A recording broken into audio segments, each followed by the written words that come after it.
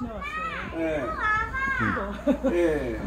설명해 달라고. 자, 여기 집중해 주세요. 우리 여러분 예. 저기 오늘- 박수 좀 작게. 박수. 아이고, 감사합니다. 예, 오늘 우리가 이제 여기 남산골 한옥마을을 돌아다니려고 하는데, 이게 이제 조선시대부터 이제 여기 역사가 시작되는데, 그 조선시대 때는 여기는 이제 남산골 샘님들의 동네였죠. 그러니까 우리 그 권력을 갖고 있는 기득권 양반들의 본거지는 어디냐면 지금 안국역 주변이에요. 저기에 북촌이라고 불리는 그 북촌이 당연하죠. 거기가 남양하고 있는 명당인데다가 양옆에 경복궁, 창덕궁이 있고 앞에 육조거리 관청들이 있으니까 출퇴근도 편하고 명당이. 그러니까 이제 거기가 권력 잡고 있는 양반들이 이제 거기를 장악하고 있는 거고, 이 반대편인 남산은 사실은 북향이잖아요. 근데 남산의 이 경치도 좋고 그러니까 이제 여기에 이제 좀 그냥 중하층 뭐 그런 양반들 뭐 이런 여러 사람들이 살았어요. 그래서 그 박지원의 허생전에 보면 허생이 살던 데가 바로 남산골 아니야. 여기서 글 읽다가 마누라가 돈도 안 벌어온다고 막 바가지를 얽으니까 에이씨 그러고서 이제 가서 매점 매석해서 돈 벌어 갖고 와 그거 하는 그 허생이 살던 동네. 뭐 그래서 이쪽 여기에 양반들은 좀 이게 별 볼 일 없는 양반들이다 보니까 그래서 불리는 이름들이 딸깍발이라고 그랬어요. 남산골 딸깍발이라고. 그 왜 딸깍발이냐면 여기가 충무로고 일제 때는 혼맛지였고 그 이전에 조선시대 때는 진곡이었어요. 왜 진곡이냐면 여름에 비 오면은 질척질척해서 진곡이에요. 그러니까 이 질척질척한 진곡에를 다니는 군 높은 신발, 남학신, 군 높은 남학신을 신고 다녔거든. 그래서 군 높은 남학신 신고 다니면 어떻게 딸깍딸깍 소리 내면서 다니잖아. 그래서 딸깍발이라고. 그래서 이제 이 동네에서 아마 살았던 분 중에 하나가 그 일성 이승 선생이라고 국어학자, 유명한 국어학자. 이승 국어사전 뭐 이런 거 옛날에 우리 세대는 다 봤는데 그래서 이승 선생이 수필집을 냈는데 그 수필집 제목이 뭐냐면요, 딸깍발이 산책이에요. 그러니까 나는 딸깍발이다.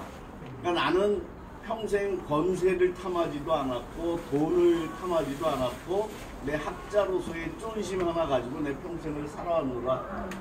이게 이제 나는 딸깍발이다. 이게 이제 딸깍발이 산책이라는 책이에요.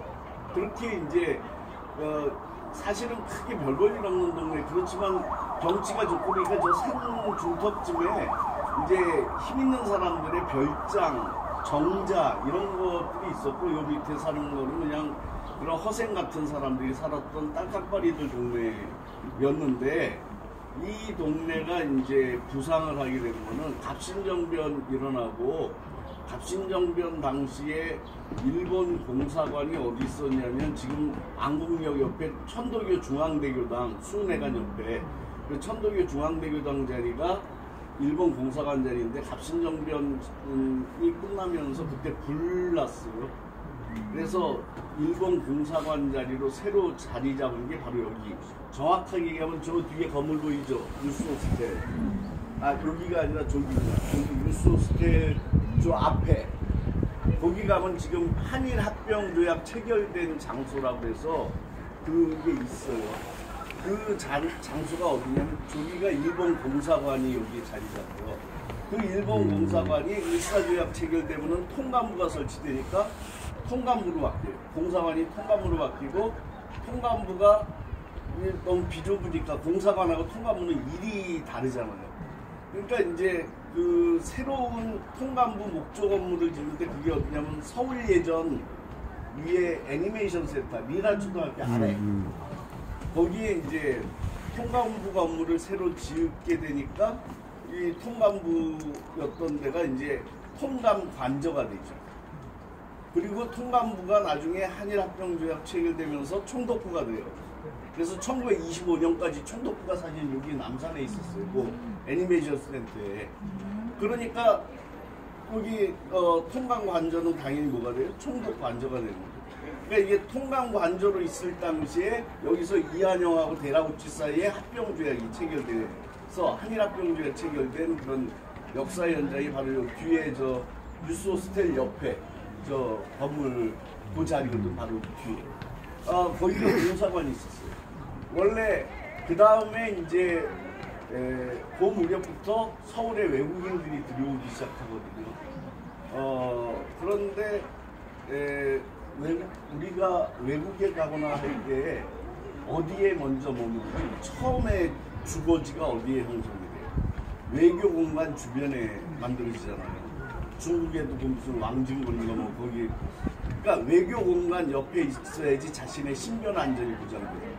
그러니까 일본 공사관이 여기 자리 잡으면서 서울에 오는 일본인들이 이제 여기에 모여 살기 시작한 거예요. 그러다가 식민지가 됐어요. 일본의 식민지가 되면서 이제 경성부도 일본이 이제 장악을 하니까 그 다음에 우리가 일본 애들한테 뭐 일본 애들이 우리 수탈했다는 거 하면은 사람들이 자꾸 총칼로 수탈했다고 생각하는데 그게 아니라요. 이 시스템을 통한 수탈이라는 걸 주목해야 돼요. 그게 뭐냐면 경성부가 이제 경성구청이 만들어져서 서울 시민들한테 세금을 걷잖아요. 세금을 걷어서 도시 개발을 할 거 아니야. 상하수도 뭐 이런 도시 기반 시설을 여기에 집중적으로 한 거죠. 옛날 질척거려서 진곡이었던 데가 여기에 이제 상하수도 시설, 점등도 먼저 가설되고 뭐 이렇게 일본인들 이쪽으로 다 되니까 우리가 강남 개발 생각하면 딱 쉬워요. 똑같아. 여기가 강남 개발의 원조야. 별 볼 일 없는 땅이었다가 일본인들이 들어와서 살고 그리고 경성부나 이렇게 조선 총독부에서 집중적으로 여기를 인프라 개발을 한 거예요. 그러니까 여기가 가장 살기 좋은 동네지. 물 상하수도 잘 돼 있지, 점등 들어왔지, 뭐 하지. 그러니까 여기가 땅값이 그러니까 이 원래 식민지 시기의 서울은요 이중 구조라고 그러는데 청계천을 경계로 북쪽이 조선인거리고 남쪽이 일본인거리예요. 청계천 남쪽이 일본인 나와버리지. 근데 이 종로 일대의 그러니까 도로 확장을 비롯한 이런 기반 시설 관련한 공사가 시작되는 거는 1920년대 후반부터예요. 그러니까 처음에 한 10년 넘게 그 시민들 세금 걷어서 여기 개발에 집중을 한 거예요.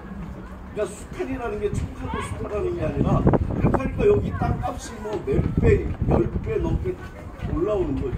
그래서 이제 여기가 이제 새로운 중심으로, 서울의 중심으로 떠오르게 됐죠. 그래서 옛날에 진곡에 질척거리던 진곡에가 일본인들이 살면서 어떤 가장 그 인프라가 잘 개발된 곳으로 와서 땅값도 올라가고 하게 될 때 요 앞에 거리의 이름이 진곡에서 뭐로 바뀌어요? 홈마찌로 바뀌어요. 홈마찌라는 거는 근본 본자의 마을 정자인데 이거를 영어로 풀면은 메인 스트릿이라는 거예요. 미국에도 도시에 가면 메인 스트릿이 중심가라는 보통 명사로도 쓰이지만 중심거리라는 의미의 메인 스트릿, 브로드웨이 뭐 이런 식으로 이제 딱 그 보통 명사 겸 고유명사인데 홈마찌도 마찬가지예요. 홈마찌라는 말은 중심가라는 의미인데 여기서는 이제 고유명사로 홈마찌로 된 거죠. 그래서 이제 그러한 청계천을 경계로 한 조선인 나와바리, 일본인 나와바리의 이중화를 여러분들이 어디서 제일 잘 볼 수 있냐면 야인시대의 종로 깡패 김구항과 홈마찌 깡패 하야시의 대립구도라는 게 이제 다 그러한 거를 전제로 해서 이야기가 되는 거예요. 그러니까 종로는 조선인 거리의 중심이고 홈마찌는 일본인 거리의 중심인데 여기가 집중적인 개발로 문명의 중심이 됐고 요 앞에 신세계 백화점 그게 1930년에 미스코시 백화점이라고 해서 만들어진 건물 그대로예요. 지금까지 그렇게 하면 얼마나 그 당시에는 조선 만주 일대를 아울러서 제일 큰 규모의 백화점이 미스코시. 그러니까 미스코시 백화점, 그 앞에 은행, 뭐 이렇게 해서 이 모든 그 식민지의 어떤 심장 기능을 하는 요게 다 여기에 몰려 살면서 여기가 이제 일본인의 중심 거리로 자리를 잡게 되는 거죠. 그때 이 자리는 뭐였느냐면 조선 헌병대 사령부가 있었던 거죠. 헌병대, 그러니까 우리가 1910년대 무단통치라고 그래요. 무단통치를 상징하는 게 뭐냐면 헌병경찰이 민생 치안하는 거고요. 헌병은 뭐예요? 영어로 MP, 그 밀리터리 폴리스, 군대 경찰이에요. 군대 경찰이 군대 경찰 업무만 하는 게 아니라 민간 경찰 역할까지 했던 게 1910년대 무단통치고, 그게 말하는 건 뭐냐면 1910년대 무단통치는 군사통치였다는 거죠. 경찰 역할까지 군인들이 하는 거니까 그때 그 심장부, 무단통치 헌병경찰의 심장부가 바로 여기 조선 헌병대 사령부로 여기에 자리 잡았다라는 거예요. 그래서 이제 말하자면 일제 식민지배 어떤 심장부들이 여기에 다 있었던 거죠. 여기가 헌병대 사령부죠. 바로 저 뒤편에 총독관저 있고, 총독관저 너머편에 총독부 있었고, 그 다음에 여기 한국의 집이 요 안에 있는데 한국의 집은 정무총감 관저가 있었어요. 그러니까 정무총감은 뭐냐면 총독 밑에 넘버 2, 요즘은 국무총리가 그 당시 정무총감이에요. 그러니까 이 국무총리가 이제 요 아래에 있었어요. 이렇게 해서 이 일본 식민지의 어떤 중심축이 여기서 다 조성되고, 특히 1910년대는 무단통치의 중심지가 됐던 헌병대 사령부가 있었고, 요 주변에 이제 일본인 거리가 있고, 일본인들이 외국 가서 살면 두 가지가 필수로 들어올 때, 하나가 뭐냐면 신사고요, 또 하나가 유학이에요. 얘네들은 그 두 가지는, 우리가 뭐 미국 가면은 교회 안 가면 못 산다고 아까 말씀하셨잖아요. 일본 애들이 가면은 그 유학과 신사가 필수로 있거든요. 여기에 요 위에 숭의여대 있죠. 그 숭의여대 일대가 신사들이 수많은 여러 개의 신사, 경성 신사부터 내국 신사부 해서 신사들이 여기 담고 있었어요. 그 산 중턱에. 그리고 우리 교회 주변, 거기가 유학촌이에요. 신정유학촌인가 말해서 그 일대가 서울에서 제일 큰 공창가예요. 공창. 사창이 아니라 공창 대신에 공창가가 우리 교회 주변이고, 그래서 이렇게 양쪽 가운데 여기에 일본인 집의 심장부가 있고, 또 일본인 거리가 조성되어 있습니다. 이게 이제 식민 시기에 이제 요 장소가 그렇게 됐고, 그리고 해방을 맞았어요. 해방 맞은 다음에 또 요 일대는 군 시설이 들어서는데, 그게 뭐냐면 수도방위사령부, 수경사, 수도경비사령부, 그 다음에 수방사가 이 자리에 자리 잡고 있었어요. 수방사가 자리 잡고 있다가 87년 민주화 이후에 남산 되찾기 운동이 벌어져요. 왜냐면 옛날에는, 지금은 남산 일주가 되지만 남산에서 여기서부터 저기 미라초등학교 그 라인까지는 사람들이 못 다녀요. 여기는 수방사죠. 바로 이 뒤편이 어딘 줄 알아요? 수방사고 남산주 김재규가 뭐 박정희가 뭐 했던 그 수많은 일본에 잡혀가서 고문당하고 했던, 그래서 저 서울 유스 호스텔 건물이 옛날 중앙정보부 안기부 건물이에요. 그래서 저거를 유스 호스텔로 리모델링하면서 지하에, 서울시 공무원한테 그런 얘기인데, 지하에 가서 이렇게 그 공사하는 것 때문에 갔더니 거기에 욕조들 막 이게 물고문하고 하는 그 고문 시설들이 저 유스 호스텔 지하에 다 그대로 남아 있더라는 거예요. 그러니까 그 박정철 고문하고 이렇게 했던 것들이 다 유스 호스텔 지하에 그대로 남아 있었더라는 거예요.